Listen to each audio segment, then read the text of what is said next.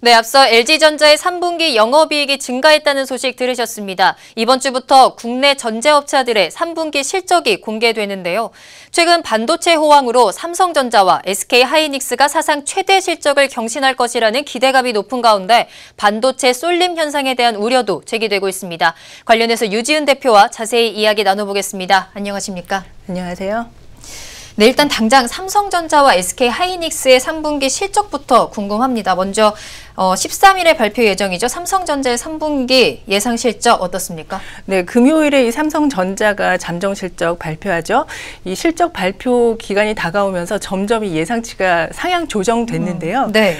현재는 15조 원대까지 예상한 것도 나타나고 있습니다. 금융정보제공업체 FN가이드에 따르면 그 국내 증권사들이 전망한 삼성전자의 3분기 매출 컨센서스는 61조 8,100억 원, 영업이익 컨센서스는 14조 3,300억 원으로 집계가 되고 있습니다. 지난해 같은 기간보다 무려 173%나 증가한 분기 최대치인데요. 네. 사실 삼성전자는 이미 2분기에 사상 최대치를 경신을 한 바가 있죠. 네. 2분기 실적 발표 당시에는 그 갤럭시 S8 신제품 출시 효과가 좀 적다. 그리고 또 갤럭시 노트 8의 마케팅 비용이 증가하면서 3분기는 좀 실적이 좀 하락할 것으로 예상을 하기도 했었지만 이 반도체 호황에 힘입어서 반도체 부문만의 영업이익이 10조를 넘을 것으로 예상이 되고 있고요. 따라서 네. 그 실적 전망치도 계속해서 상향 조정됐습니다. 아무래도 삼성전자가 이렇게 호실적을 보이는 데는 반도체가 가장 큰 역할을 하고 있는 거군요.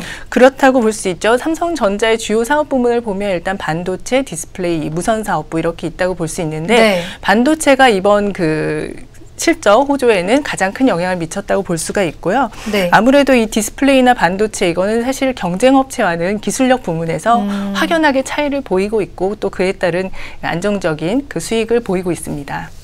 이번에는 SK하이닉스 실적을 한번 살펴보죠. SK하이닉스도 3분기 실적이 사상 최대를 나타낼 것이다라는 전망이 많이 나오고 있거든요. 어떻습니까?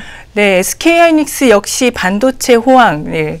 사상 최대 영업이익 예상이 되고 있습니다. 네. SK하이닉스 역시 지난 2분기 이미 사상 최대 실적을 기록을 한 바가 있는데 3분기에도 이 영업이익 그 컨센서스가 3조 8,258억 원으로 예상이 되고 있습니다. 네. 전년도에 비하면 5배나 증가가 한 내용이고요. 네. 이익 전망이 상향되면서 이 목표 주가들도 계속 상향 조정이 되고 있습니다. 오늘 벌써 근데 7%나 올랐거든요. 네. 그 목표치 컨센서스가 91,000원대였는데 최고치는 107,000원까지도 나오고 있고요. 네, 얼마 전에 SK하이닉스가 도시바 메모리를 인수하지 않았습니까? 조금 더 이런 실적에 영향을 미칠 수 있을 것 같은데 어떨까요?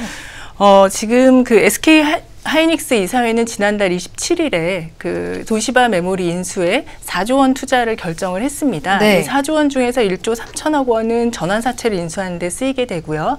2조 7천억 원은 이 그 도시바 메모리를 인수하는 데 한미일 연합 이 컨소시움의 투자금으로 출자를 하게 됩니다. 네. 그런데 이제 전체 이 한미일 연합 컨소시움은 전체 도시바 지분의 49.9%를 확보를 하게 되고요. 네. 일본 측에서 50.1%를 확보를 하면서 경영권은 계속 일본에서 가지게 됩니다.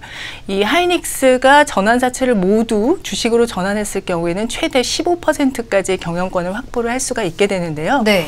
이 경영권이 사실은 15%로 제한이 되고 있기 때문에 이 도시바 메모리의 생산 시설을 바로 사용을 한다던가 기술의 전략적 이전을 합의를 한다던가 하는 부분은 좀 성사되기가 어렵겠지만 그보다는 단기적으로는 이 대만 업체나 미국 업체가 웨스턴 디지털이 뛰어들면서 이 낸드 플래시 시장의 경쟁을 악화시키는 걸 지원했다. 이런 데 더 큰 의의가 있다고 보겠고요. 네. 또 장기적으로는 지금 사실 낸드 플래시가 여러 가지 그 PC나 저장 장치로 쓰이고 있지 않습니까? 그런데 이제 최근에 그 흐름이 빅데이터, AI, 그다음에 이런 여러 가지 그 메모리가 큰 사업들의 사용이 되면서 점점 더 중요해지고 있는 상황이고 네. 또 중국에서는 반도체 굴기를 통해서 어떤 산업 전체를 좀 요동치게 할 이런 영향이 있는 상황에서 이런 도시바 인수전에 참여했다는 것은 어떤 기술적인 또 사업적인 선제적 위치를 점유했다라는 데서 의의를 찾을 수가 있다고 생각합니다. 네, 뭐 삼성전자와 SK하이닉스가 반도체 호황으로 좀 좋은 실적이 예상되는 가운데 뭐 반도체 경기만 너무 일방적으로 독주를 하고 있다. 반도체 쏠림 현상에 대한 우려의 목소리가 계속해서 나오고 있거든요. 어떻게 보십니까? 네, 반도체가 사실 이제 전체 코스피 그 시가총액이 지난달 25일 기준으로 해서 1,550조였습니다. 네. 이 중에서 삼성전자가 348조 원이고요. 하이닉스까지 63조까지 합하면 전체 시가총액 한 25%를 차지를 하고 있거든요. 네. 물론 반도체가 굉장히 큰 영향력을 가지고 있는 것은 사실이지만 사실 반도체만큼 글로벌 넘버원 경쟁력을 가지고 있는 부분은 없다고 생각을 합니다. 그래서 다른 데가 경쟁력이 뭐 크게 뒤처진다 이런 평가보다는 반도체가 글로벌 넘버원이다. 네, 지금까지 유지은 대표와 이야기 나눠봤습니다.